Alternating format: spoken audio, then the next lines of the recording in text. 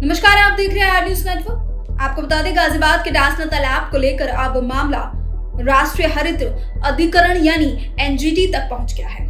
तालाब की डी स्लेटिंग के नाम पर कथित अवैध खनन के आरोपों को गंभीर मानते हुए एनजीटी ने संयुक्त जांच समिति गठित कर दी है और जांच पूरी होने तक खनन जैसी गतिविधियों पर रोक लगाने के निर्देश दिए हैं।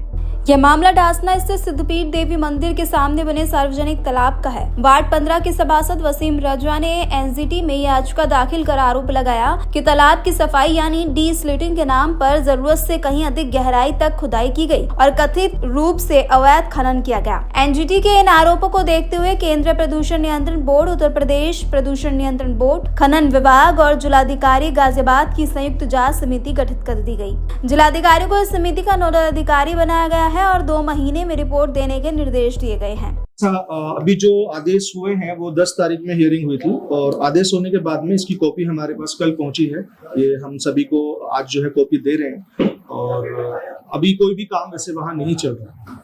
जो भी अभी स्टे की जो कॉपी आई है उसके बाद से भी कोई काम नहीं चल रहा। अच्छा, क्या शिकायत थी आपकी और क्या एनजीटी का संदेश? शिकायत ये थी कि जो डीसिल्ट है वो इतनी गहरी थी, इन्होंने लगभग उस डीसिल्ट के नाम पे अवैध खनन किया और लगभग इन्होंने 11.5 फीट अंदर और 6 फीट ऊपर कुछ था, लगभग 20 फीट से ज्यादा इन्होंने मिट्टी को उठाया। तो डीसिल्ट के नाम पर लगातार मिट्टी उठाई जा रही थी। इससे संबंधित जो है सभी को शिकायतें दी गई, लेकिन बाद में हमें एनजीटी का रुख करना पड़ा। कौन लोग हो गए जो अवैध खनन को अंजाम दे रहे हैं? देखिए, ये टेंडर तो अधिशासी अधिकारी ने ही किया है और ये एवीपी इन्वायरो है जो अमित यादव जी चलाते हैं, जिसको ये फर्म है। लगातार लगभग नगर पंचायत के 90% ठेके उन्हीं के पास जाते हैं। ये भी सुनियोजित तरीके से और प्लान करके ही उनको ये ठेका दिया गया है और पहले से पड़ी डिस्ट्रिक्ट के नाम के उठाने के ऊपर इन्होंने गहराई जो है मिट्टी ज्यादा उठाई। समझ सकते हैं कि अधिशासी अधिकारी अपनी मनमानी कर रहे हैं। बिल्कुल, वो अपनी मनमानी कर रहे हैं क्योंकि उनको कई बार रिमाइंडर और हमारी तरफ से शिकायतें दी गई थी, जिनकी प्रतिलिपि हमने माननीय एनजीटी को भी प्रेषित की गई है, तो जिसमें कोई भी सुनवाई नहीं की गई। तो आपके अधिशासी अधिकारी की कार्रवाई की मांग है? बिल्कुल, ये देखिए, मैं मांग तो ये है कि जो भी पर्यावरण को बचाने की मांग है तो ये एनजीटी जो है वो तय करेगा रिपोर्ट मांगने के बाद में कि किस पे क्या कार्रवाई होगी। अगर कोई दोषी पाया जाता है तो बिल्कुल माननीय एनजीटी से गुजारिश है कि उसमें दोषी व्यक्ति को कार्रवाई की जाए। याचिकाकर्ता वसीम राजा का कहना है कि स्थानीय लोगों और जनप्रतिनिधियों ने इस मामले की कई बार शिकायत की थी।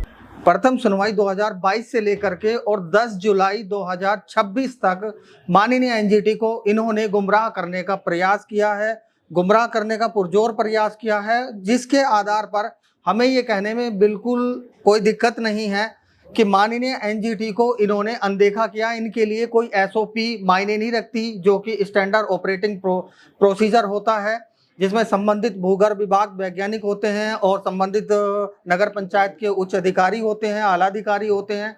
वो एक टीम बनती है और एसओपी के आधार पर आप किसी चीज़ का खनन करते हैं। जब ये 2022 में शुरू हुआ था, उस टाइम ये सौंदर्यकरण यानी कि कायाकल्प को लेकर के तालाब का सौंदर्यकरण आरंभ हुआ था। माननीय एनजीटी में उसकी सुनवाई आरंभ की गई थी।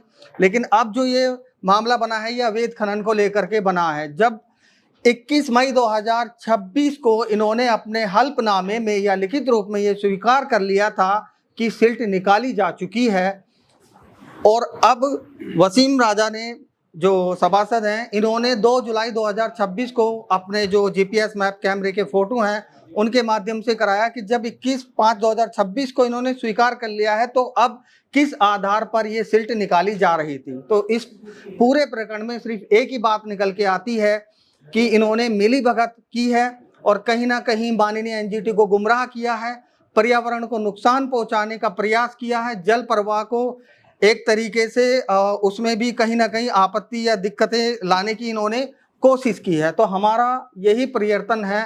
इस तालाब के अलावा अन्य तालाबों की तरफ भी हम अपना ध्यान आकर्षित किए हुए हैं। माननीय एनजीटी में अन्य मामले भी हम पुरजोर प्रयास हैं कि वहां तक पहुंचे। तो ये पर्यावरण की जीत है, ये कहीं ना कहीं जनता की जीत हमें नज़र आ रही है और आगे भी हम इसी तरीके से जनहित में, पर्यावरण हित में सदैव कार्य करते रहेंगे। वहीं हेल्प एशियन फाउंडेशन का आरोप है कि तालाब संरक्षण का मामला कई वर्षों से एनजीटी में लंबित है।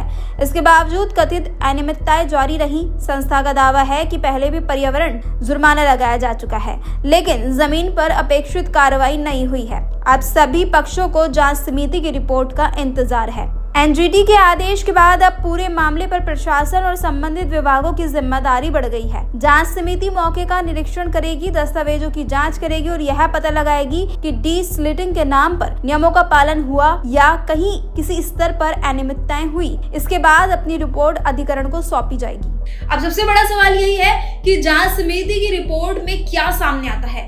यदि आरोप सही पाए जाते हैं तो जिम्मेदार लोगों पर कार्रवाई हो सकती है। वहीं तालाब संरक्षण को लेकर भी आगे की दिशा तय होगी।